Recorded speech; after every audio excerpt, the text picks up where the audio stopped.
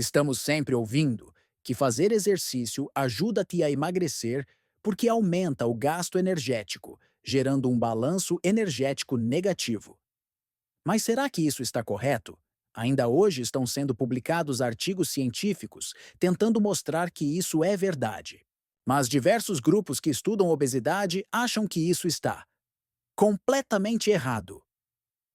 Quem será que está certo? Neste vídeo, vamos mostrar as evidências que temos com relação a esta questão e os mecanismos moleculares envolvidos, os quais explicam por que o exercício físico é importante no combate à obesidade. Mas não só nisso. Vamos mostrar como o exercício funciona no combate a diversas doenças crônicas não transmissíveis. Balanço energético é o conceito onde se mede a quantidade de energia consumida e o gasto energético diários, entendendo isso como determinante na condição nutricional de uma pessoa. Basicamente, se você come mais que gasta, você engorda. E o inverso também é válido. Parece bem simples e óbvio, mas tem fatores que não estão contemplados neste conceito, que de forma geral é muito simplista. Alguns pontos foram levantados por diversos pesquisadores. Primeiro, se isso é tão simples, por que as pessoas não conseguem emagrecer? Se o segredo é tão simples, por que apenas uma pequena parte das pessoas que estão acima do peso conseguem emagrecer? E aquelas que conseguem, por que não conseguem manter o peso por mais de 10 anos? 2. Por que pessoas que fazem exercício diários, nas academias ou nas suas profissões, por exemplo, continuam acima do peso e até com obesidade? Todos nós conhecemos várias pessoas que, apesar de se exercitar todos os dias, continuam acima do peso. Então, será que exercício não emagrece? 3. Toda a energia consumida é absorvida pelo organismo? Por que certos alimentos engordam mesmo tendo menos energia que outros, que não engordam? Os cálculos de energia consumida e gasto energético são bastante complicados. Muitos fatores, como influência das fibras alimentares, velocidade de absorção dos alimentos, resistência de alguns componentes às enzimas digestivas e o efeito térmico dos diferentes alimentos e diferentes preparações são exemplos de pontos muitas vezes ignorados na contagem das calorias dos alimentos. 4.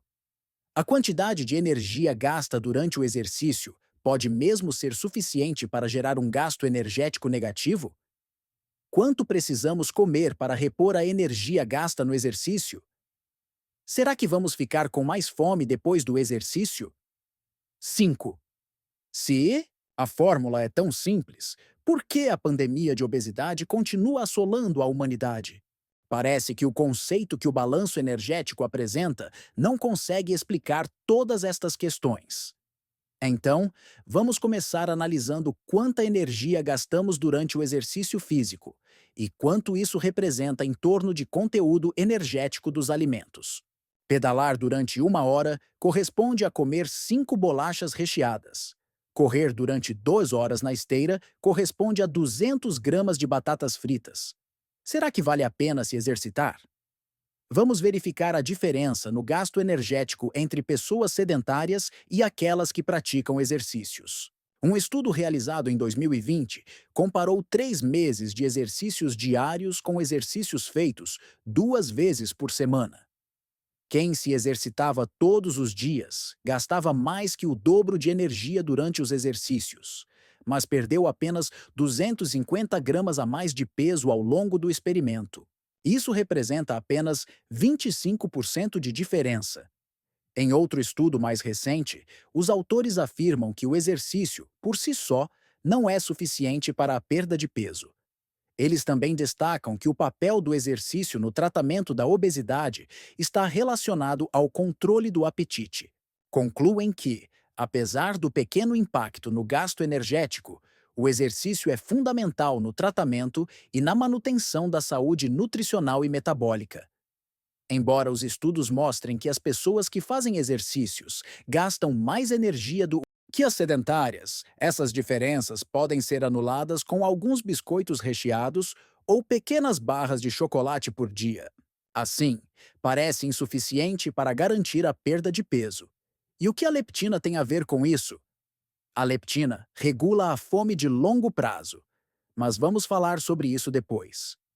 A fome e a saciedade são controladas por diversos sistemas de curto e longo prazo. Vamos falar primeiro sobre a regulação da fome de curto prazo, aquela que nos faz parar de comer durante uma refeição. A curto prazo, durante uma refeição, o intestino libera vários sinais para informar ao cérebro que 1. O alimento chegou ao abdômen. 2. O volume de comida já encheu o estômago. 3. A quantidade de energia do alimento foi adequada. E 4. Todos os macronutrientes foram supridos. Quais são esses sinais? Vamos explorar. Durante a refeição, seu estômago se dilata e mecanorreceptores enviam sinais via nervo vago indicando que o alimento chegou ao estômago. Além disso, existem sinais provenientes do intestino que são igualmente importantes e ajudam a reduzir o tamanho da refeição. 30% do alimento ingerido passam diretamente para o intestino, antes mesmo de você terminar a refeição. Os sucos digestivos liberam nutrientes do alimento no intestino. As células mais comuns no seu intestino são os enterócitos. Entre elas estão as células I. Essas células especiais possuem moléculas em sua superfície que identificam a presença de nutrientes, especificamente açúcares e gorduras. Esses sinais se combinam para enviar a informação para o outro lado da célula, onde um hormônio chamado CCK, colecistocinina, é liberado na corrente sanguínea, alcançando o cérebro. A CCK também ativa o nervo vago, uma forma mais rápida de informar o cérebro sobre a quantidade de nutrientes que chegaram ao intestino. Esse hormônio também ajuda a retardar o esvaziamento gástrico, fazendo com que o alimento passe mais lentamente pelo intestino, prolongando a sensação de saciedade e controlando a velocidade de absorção dos nutrientes. Mais tarde, vesículas de gordura, chamadas quilomicrons, se formam nos enterócitos. Elas contêm uma proteína específica chamada ApoA4, que também ativa os receptores de saciedade do nervo vago. Esse efeito ajuda a reduzir a quantidade de alimento ingerida durante a refeição e também proporciona uma sensação de saciedade após a refeição, impedindo que a fome volte rapidamente. Isso não funcionará adequadamente se você remover excessivamente a gordura da sua refeição. Além disso, entre as células enterócitos, existem outras mais raras chamadas células L. Essas detectam açúcares, gorduras e ácidos biliares, liberando outro hormônio, o GLP-1, que também ativa os receptores de saciedade nas terminações do nervo vago. Observe que a maioria dos mecanismos demora um pouco para que o sinal chegue ao cérebro. Portanto, comer devagar ajuda na saciedade de curto prazo. Outros hormônios também atuam de maneira semelhante e são liberados enquanto você está comendo. Mas você não precisa decorar o nome de todos estes hormônios. Basta lembrar de esperar 15 minutos antes de repetir sua porção. Durante uma refeição, não é apenas o trato digestivo que envia sinais. Ao iniciar a absorção de nutrientes para a corrente sanguínea, algumas células especializadas reagem ao aumento da concentração dessas substâncias, enviando também sinais ao cérebro. Por exemplo, o aumento da concentração de glicose no sangue faz com que as células beta do pâncreas liberem insulina na circulação. A insulina tem um efeito muito forte nos centros de controle da fome no hipotálamo, sinalizando saciedade. Além disso, existem outros sinais obtidos por células nervosas especializadas em detectar nutrientes específicos. Se você seguir uma dieta restritiva em gorduras, carboidratos ou proteínas, não importa. O sistema nervoso perceberá que você não se alimentou adequadamente e acionará a fome novamente antes do necessário. Apesar de todos esses comandos, moleculares e endócrinos autônomos, a decisão de comer ou não até se fartar ainda pertence à massa cinzenta no córtex cerebral. Essa é uma decisão consciente. A pessoa pode decidir quando parar, mas apenas quando os hormônios permitirem. Às vezes, alguém decide por você. A cirurgia bariátrica é uma forma de criar uma barreira ao consumo de grandes quantidades de alimentos em uma refeição. O controle do apetite a curto prazo determina o tamanho da sua refeição, mas não o quanto você come ao longo do dia ou da semana.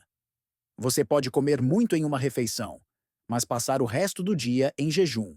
Assim, no final do dia, sua ingestão não foi grande. Portanto, o controle agudo do apetite é importante, mas não determinante para a tua ingestão calórica total diária ou semanal, resultando em uma ingestão geral baixa.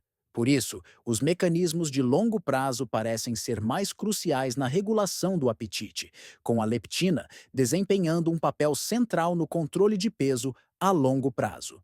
A leptina informa o cérebro sobre a quantidade de energia armazenada como tecido adiposo. Um aumento na concentração de leptina provoca a liberação de fatores que induzem saciedade e aumentam o gasto energético, por meio do sistema endócrino e do sistema nervoso autônomo simpático.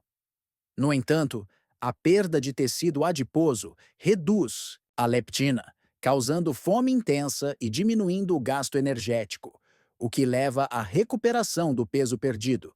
A administração de leptina não causa perda de peso porque a obesidade está associada à resistência à leptina, na qual os níveis de leptina são altos, mas seu sinal ao cérebro está prejudicado. Resistência à insulina e leptina. Pesquisas de longa data sugerem que a resistência à insulina leva à resistência à leptina. E cada vez mais autores apoiam essa ideia. A resistência à insulina parece preceder a resistência à leptina, em humanos e animais. O exercício físico, ao ativar a AMPK e estimular a queima de energia nas fibras musculares, aumenta a sensibilidade à insulina. Se associar o exercício a limitar alimentos ricos em energia e pobres em fibras, poderá recuperar rapidamente o controle do apetite.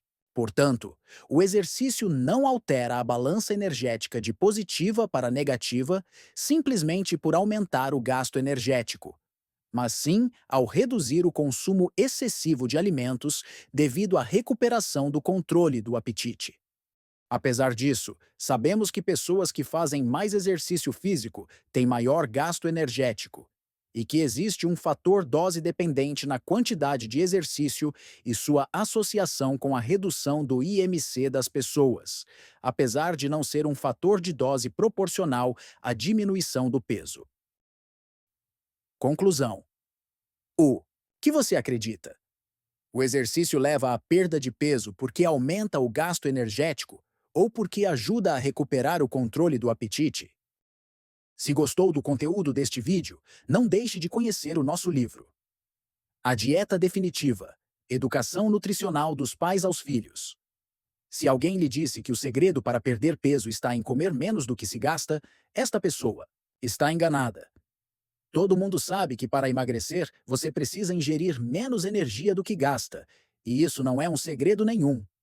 Mesmo assim, apenas 5% das pessoas que fazem tratamento para emagrecer conseguem manter o peso reduzido por mais de uma década. A grande maioria nem consegue emagrecer ou retorna ao peso anterior em menos de 6 meses. Então alguém vai culpar a falta de força de vontade. Mas que confusão! A quantidade de informação disponível hoje em dia confunde a todos. Este livro tem o objetivo de elucidar os principais pontos sobre nutrição, emagrecimento e metabolismo, de forma didática e compreensível a qualquer pessoa. O segredo que você irá descobrir é que você não vai mais sentir fome. Ou melhor, dizendo, você vai ter domínio sobre sua fome e saciedade, seguindo apenas algumas dicas práticas que irão alterar seu metabolismo. Não deixe para depois. Garanta mais saúde e qualidade de vida hoje mesmo.